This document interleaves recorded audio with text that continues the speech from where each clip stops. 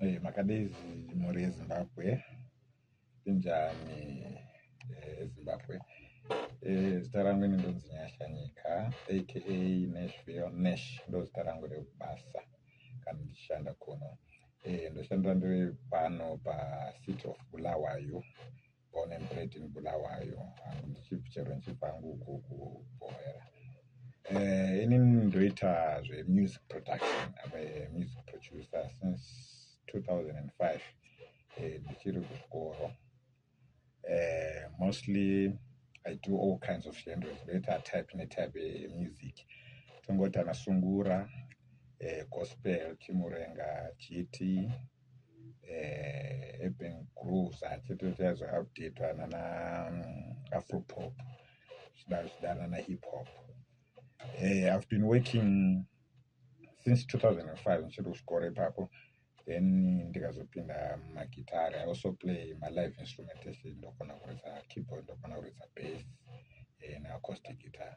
Ndazopinda hangu mana 2008 ndasangana nedzimwe shamwari dzangu dzaigona kuridza ma-instruments. Inangu ndaingogona hangu kuprograma through Fruit Loops na Cubase mostly. Ndopa ndaiprograma mabeats angu. Ndazopinda hangu pakuridza magitari, ndatoridzira mumabands akati anasendwa ndevere ndakambovaridzira. Ndatomboridzira ana Derek Majaiva na etc. A lot of bands nana Freddy Bhala pavaiuya kuZimbabwe platform andaivaridzira. Saka ndakazouya professionally more into music production. Ndakugona kuridza magitari. Yakaita a very huge advantage mucareer yangu. Ndo yakazoita ndikwanise kuti at least ndikwanise kucreata. Chero munhu akauya achimba any kind of music, ndane idea kuti ndotangira papi chienda kuti chinodikana pa that kind of music. Saka ndazopinda professionally music production 2008 ndakunyatsokuridza magitari. Then 2012 ndakambobudikira ndikaenda kuBotswana semunhu anga asina proper studio, because ndandingori nekakombiyuta ndakatengerwa namunhu nako chikoro netumaspika ndandikatora mutheatre tichingoita chiproduction just for nenyaya yekuti ndandine shungu idzodzo. So 2013 I went to Botswana. I stayed there I think for ndakagara maybe 8 months to a year. Kana sakanganise ndakanoridzira muchurch. Part time ndairidza kuchurch. Then inini ndandadanirwa kuti ndinoridza ndinoita music producer at a studio yanzi downtown. I got a lot of experience kwakwa downtown because vanga vane equipment yes, everything like ndakatodzidzira zvimwe ikoko. Inini vangonidira creativity nesangu, but zvimwe zvinhu ndakatozvidzidza ndaikoko because ndandisangasa neimwe hardware nesoftware yanga ndisina kujaira kushandisa. Saka mucareer yangu I've managed to gain myself my awards. I can safely say I'm a multi-award winning music producer muno muBulawayo. I'm one of the producers ukuthi zvikanga ma-producers eBulawayo. My name also comes out. 2021 I got my first award. 2020 I was nominated Bulawayo Arts Awards. Those are the biggest awards here in Bulawayo, this side. These are our biggest awards because I know Tarsa music, yes, no Bulawayo mostly. So I got a chance to get an award in 2021. 2022 ndikawina rimwe rinonzi Prague Award. Also I was nominated again. So I think I've been nominated 5 times every year. So last year I was there. Last year I also won another award known as the Prague Awards, Lifetime Achievement Award. Got it last year. So I had a privilege to get awards in career yangu. And then still pakupusha tinosangana nezvinengapini zvinongotinetsanetsawo as producers, because right now and live recording and live recording like andina madrums. There are certain drums anodikana, madrums inodikanwa kuti tibvise the right quality inodikanwa. There are certain mixers mixers mixer the right digital mixers anobuda the right sound, monitors, sound cards, mics acho, drum racho rinomaikwa, pane guitar combos, lead inoda combo yayo, bass inoda combo, etc. Then soundproof nayo ndeimwe nyaya yacho. As you can see apa ndakazviitira yangu but yongodaro but aripo masoundproof acho anonyatso are required chayo international tongoti for this best standard. Saka those are some of the challenges we face.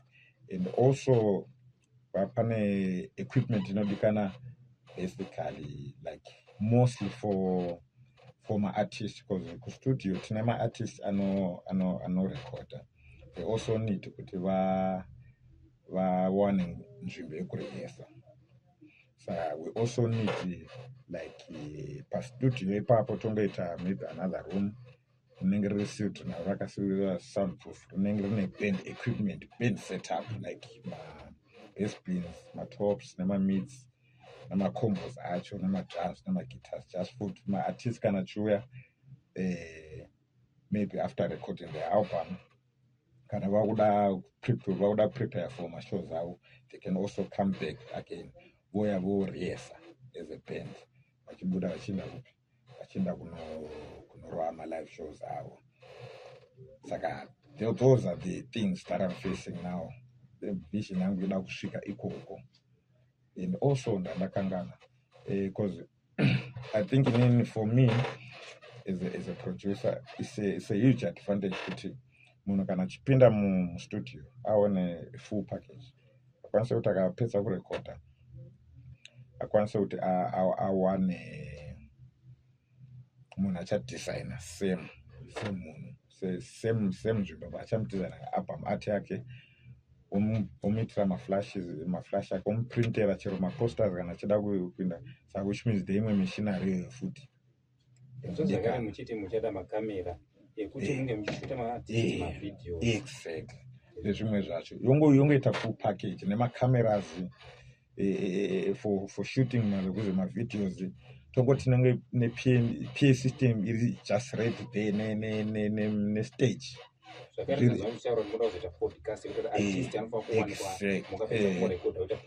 Podcast to market machine iyoyo macameras mamics podcast saura kuti munoda package podcast kwenyu munoda makamera ekushutisa mavideos tinoda machinery yekustudio, tinoda eresa, tinoda neyekudesigna maalbum cut nekuprinta maposters and everything, maybe nema-t-shirt and caps kuti munhu aoneko kuti ndiani. Munhu achibuda mustudio atidui straight podcast tomumaketa maradio stations tinoita zvese. And inini ndiri munhu ane passion for music and are free.